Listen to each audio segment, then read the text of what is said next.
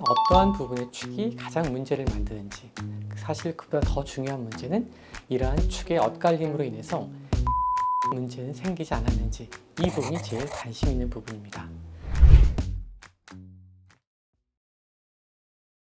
안녕하세요. 바노바이 성형외과 대표원장 오창현입니다. 오늘은 비대칭 얼굴을 어떻게 하면 보다 보기 좋은 대칭형으로 만드는가에 대해서 말씀드리겠습니다. 비대칭의 가장 대표적인 증상으로는 좌우측 얼굴의 크기가 다른 것, 또 하나는 높이가 다른 거죠.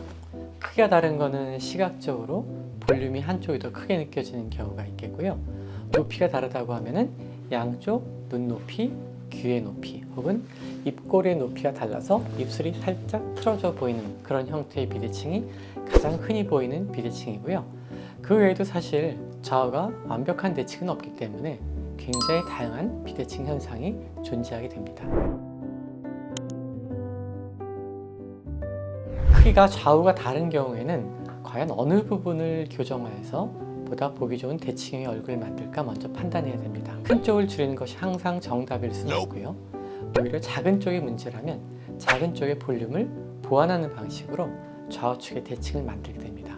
하지만 대부분의 경우에 있어서는 얼굴을 좀 더 작게 만드는 걸 선호하시기 때문에 큰 쪽을 줄여서 대칭에 가깝게 만드는 것을 더 많이 시행하게 됩니다. 얼굴의 중심축의 기준은 의학적으로 굉장히 다양한 기준선들이 있는데요. 이 모든 것을 다 대칭으로 갖고 있는 사람은 없습니다. 따라서 우리가 시각적으로 보일 때 어떠한 부분의 축이 가장 문제를 만드는지, 사실 그보다 더 중요한 문제는 이러한 축의 엇갈림으로 인해서 기능적인 문제는 생기지 않았는지, 이 부분이 제일 관심 있는 부분입니다.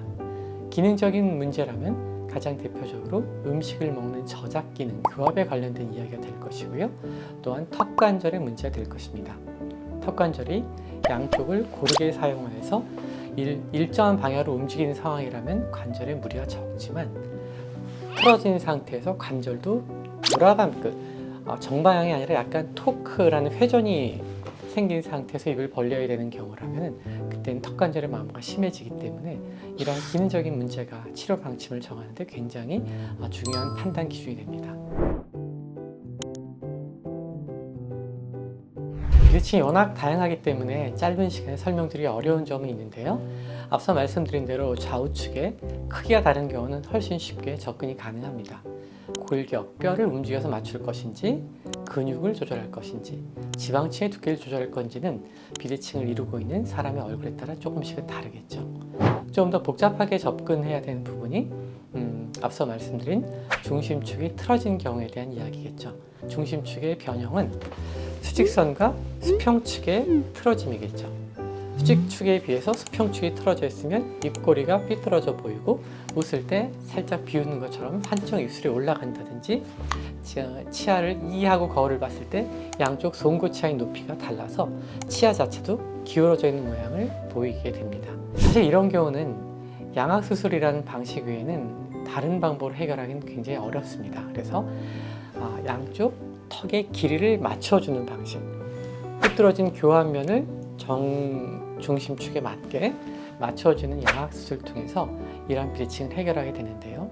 살짝 삐뚤어진 경우는 사실 큰 기능적인 문제를 만들지 않기 때문에 그런 부분에 너무 신경을 안 쓰시는 게 오히려 좋을 것 같고요. 많이 틀어져서 관절이나 교합에 악영향을 주는 경우에는 양악수술이라는 방법으로 해결할 수 있으니까 이런 부분은 용기를 내셔서 해결을 고민하는 것도 좋을 것 같습니다.